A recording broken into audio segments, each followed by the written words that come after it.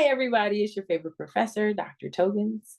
We are here for the next topic, which is volume of a rectangular prism. So looking at the rectangular prism, you notice its shape, and there are three numbers designated on the shape.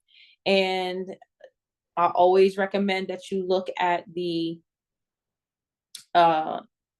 formula for the volume. So it is length times width times height.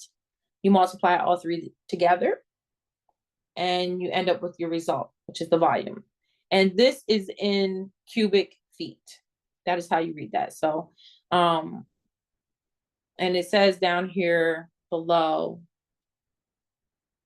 that volume must be to the third power. Okay.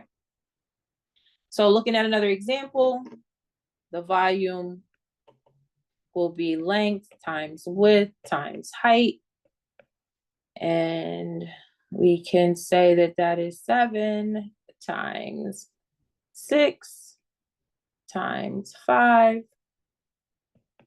And that'll be 42 times 5. Our little calculator.